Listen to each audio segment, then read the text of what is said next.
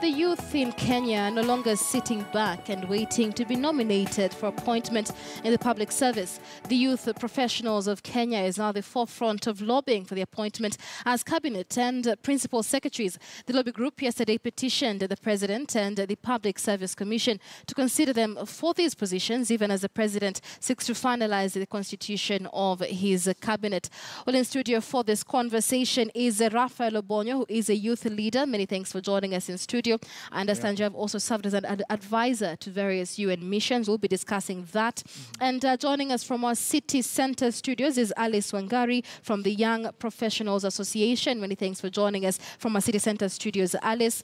Let's begin with you, Raphael. Yesterday, Kenyans saw the Young Professionals Association taking the forefront. They're actually petitioning the President and the Public Service Commission. But the bigger question that many are asking is, these are very big positions, cabinet secretaries, PS positions. What gives the credibility to youth to be able to manage these positions?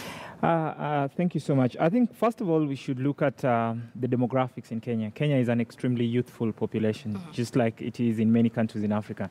80% of our population is below age 35. I think participation and representation must make sure we bring that reality in, for example, things like appointment. And I do not necessarily agree that all we need to serve in this kind of positions is experience. Right. We also need fresh ideas. We also need, the freshness, the energy, the creativity, the innovation that youth are supposed to bring to the table. So, and we've seen young people are serving very well. In private sectors, corporates, companies that are doing very well are companies that are being steered by young people. Young people are doing very well in various other sectors. It is only in public service where we do not see young people. In fact, public service, we only have about 2% of the entire public service composed of young people. So, and this is something that we need to change because and it is the former Secretary General of the United Nations, Kofi Annan, once said that a society that fails to tap into the energies, creativity, and the talent of young people will be left behind. So truly, if we want to move forward as a country, we must tap into the creativity, the talent, and the energy of young people. All right, so let's take a look at that very, small percentage, which is of youth representing in cabinet positions. Let's take a look at that. We have Wilson Irungu Nyakera, who has served as the principal secretary for transport at the age of just 33 years old. Indeed, I'm sure he was the youngest PS transport in the country. We'll be discussing his track record. But we also have Babu Owino, Embakasi East Member of Parliament. And this is the new breed of members of Parliament in the 12th Parliament. We have Charles Jagwa Starehe, Member of Parliament, and of course the youngest Member of Parliament in the country right now, 23 years old. I don't know if he's turned 24 yet, but that is John Paul Murigi from Imenti South. And last but not least, there is John Kiaria from Dagoretti South, being in his early 30s as well. Charles Jagwa, Paul, and Babu Owino, they are Paul Ngele, as he is formerly known, being in their late 20s. That's a rather young demographic. Looking at the new crop of, these members of parliament, we yet to see their track record per se because they are a new crop. Let me bring in Alice Wangari. She is live from our city center studios. Alice is from the Young Professionals Association. Many thanks for joining us this morning. Alice, what do you make of this crop of young cabinet secretaries, young principal secretaries, young people basically in cabinet positions? Thank you very much for that question. Indeed, it is an honor to interact with Kenyans through this platform. What we are calling for as the Association of Young Professionals of Kenya is for the inclusion of young people into cabinet appointments and even in the high ambassadorial appointments, as well as parastatal management. We feel that for a long time, the youth of this country have been segregated into what we call in local parlance, kazi ya mikono. And we feel that this is the time that the youth have to make an impact in this country. we forming the 70% of the demographics of this country, then we have a voice. We have been recognized even by the Constitution under Article 55, whereby the state has been mandated to make any efforts, including affirmative action, to ensure that the youth catch up with social, political, and even economic development. And that is all we are appealing to the government to involve us so that we become members of the top decision making, not just to be left to do the informal works. Thank you. Issues of experience do come up when speaking about the youth. We're talking about high ambassadorial positions, high cabinet positions. Issues of experience definitely come up there. What kind of experience would you say the youth would have in bringing their voice into policy making in the country? The experience that the youth have, of course, is experience from training. Most of us have very good papers. We have done our degrees, we have done our masters, we have done internships, and I think also the fresh ideas that we are injecting into the work population is something to count for, and is something that the youth pride themselves in. All right. The issue about having 10 years experience and beyond is something we are petitioning the president to look into, because if we are not given the opportunities to prove ourselves, from where do we get the experience? All right. Let me come to you, Raphael, and I'm taking a look at a book here that you've written, Conversations About the Youth in Kenya, and you describe yourself as an influential voice, of the African youth in policy making. I've taken a look at some of the young members of parliament in the country. What are some of the case studies per se we can look up to as to young people in policy making that have succeeded that Kenya can emulate? I think first of all the global trend is that leadership is changing and the leaders are becoming younger and younger. Look at France. Emmanuel Macron is in his 30s. He's already leading a very powerful nation. Look at Austria just the other day, elected someone who is 31 years old, who is now leading that country. And there are many, many other examples, not just in the Western world, but even in Africa. Young people are coming up to say, no, we are not just followers. We are not just voting machines. We are also leaders. We have something to offer. We want a seat at the decision-making table. And so for me, that is extremely important. But having said that, I think youth leadership should not just be about age.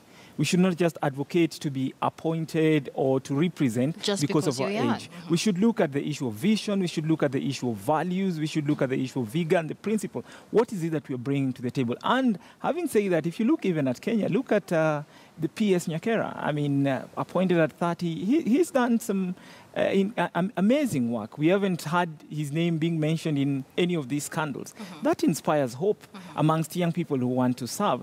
We are yet to see what the current crop of young people are going to do. And because, it's not true to say that youth are not in positions of leadership. If you look at our National Assembly, we have the youngest National Assembly in the history of this country. If you look at our Senate, it's ranked one of the youngest Senate in Africa. But I think the good story ends there, because we do not see these young people coming up to champion truly causes that affect young people, or truly coming up with different style of leadership. And so I think the challenge to young people who've been given a chance to serve, my friend Babu, John Kiari, my former schoolmate, Jaguar, Mwirigi, who is now 24 years old, it is very important for them to demonstrate that truly they are committed to service and to leadership, and not just to, self-gratification and just to, just enrich themselves. And I think, so that is the challenge that they have. And I'll come back to you on that. Let me get Alice's thoughts on this. And it's an interesting point that Raphael brings up, that those youth who are already in leadership positions and positions of policy making have not quite come out clearly to represent the youth agenda, have not come out clearly with any unique form of leadership per se. What then goes wrong? Because then many would have the perception, if we let so-and-so, despite their qualifications, despite their experience, they may not be able to bring any difference. Thank you so much for that question. To begin with, I think what we need to look at is the numbers that we have elected into Parliament, and even the Senate and the county assemblies who are representing the youth. It is a very small number compared to the rest of the assembly, and that contributes to why their voice is not really felt, because, and then again, we also have to remember that most of those youth representatives are nominated, besides the ones we have just seen here on the screen, and you cannot match up the kind of voice that a nominated MP would inject into the House as compared to an elected member. So those are some of the things that set back and contribute to the setbacks of the youth agenda, and that is why we make this a continuous discussion, so as we can remind people, even members of the public, that come next election, we need more young people in the House so that they can drive the youth agenda. Numbers matter, numbers matter, numbers matter. All right. Let me get your thoughts on this, Raphael, because I find it a bit contradictory, considering that the positions that the Young Professionals Association is asking for, are positions of appointment and not necessarily positions of election, such as cabinet positions. Do you agree with what Alice has to say? No, I think, I agree in part with Alice. Of course, we need numbers, but I think more than quantity, we need quality. Right. What we must be demanding for, yes, we need numbers, but most importantly, we need people who truly can represent the youth, bold, courageous, confident, and provides the leadership that is value-based. Mm-hmm. It is not true that nominated members of parliament cannot actually represent effectively. Honorable Sakaja, who served in the last National Assembly, now is in the Senate, mm-hmm. Did some amazing job. I don't speak for him, but I think he did some amazing work as a nominated member of parliament. And so for me, my challenge to all the youthful leaders who've been elected or who've been appointed or who've been given a chance to serve, truly they must demonstrate that it is not just business as usual, because otherwise they won't inspire hope amongst young people, and even amongst amongst the populace. We'll say, but we gave so-and-so a chance. What's the difference? In fact, there's a joke that it is better sometimes to elect a terrible old leader than to elect a young, terrible leader, because the old leader, chances are God will deal with him somehow through natural causes. And these young people, if they are corrupt, if they continue perpetuating greed, negative ethnicity that we see around, then I think we'll have a difficult time as a country. So, right. Yes, numbers are important, but quality is even more important. Let's focus on the challenges that young professionals have experienced in getting to these positions, and bring you to the attention of an EU meeting yesterday about the state of the country. And among the concerns that members of parliament within the EU had raised is why there needs to be specific educational qualifications to vie for public positions, why there needs to be a certain amount of experience, why you need to be, you have to have a certain amount of money, because you can be declared bankrupt and running for some of these positions. And these are some of the challenges that Kenyan youth have faced. But what do you think then would be the way forward? Because it's historically been done like that from the word go. Yeah, I think first of all, as a society, we should not just emphasize experience. Experience is important, right, but that is not the only thing. And to lead, you don't just need experience. Fresh ideas, innovativeness, creativity, and the energy of young people is equally important if we want to move forward as a country. Two, in terms of money, I think young people, we keep looking at what we lack, but we must also ask ourselves, what is it that we have? There are certain things that we have that the older and the adult generation do not have. We should use what we have to beat the adult generation. We cannot just emphasize on the issue of we need finances to run. Mwirigi, for example, has demonstrated that you do not necessarily need money to win an election. All you need to do is to demonstrate and that truly you have the qualities of leadership. And we've seen that not just with him, across the country. Some young people have been given a chance, not because they were moneyed, not because they had so much, but because people saw some leadership qualities in them. And so we need to use that and not to cry about what we do not we do not have as a young population. All right. Let me come to you, Alice, still with us from our city center studios. President Uhuru Kenyatta is yet to finalize on his cabinet positions and finalize on some of his positions within his cabinet. What are you expecting within the next 2 weeks or so, which is when we're expecting the full list to be rolled out? Our expectations as the youth of this country is that from the cabinet positions, the principal secretary positions, head of parastatals, and even the diplomatic corps that the president is expected to announce, at least we shall have a third of the slots given to the youth of this country. That is because it is constitutionally granted. Of course, we expect that even in his appointments, the president is going to follow the constitution, and he is going to consider the youth who, of course, were the subject of his campaign. The campaign, they also featured in the Jubilee Manifesto, and I think it's something that the president ought to consider.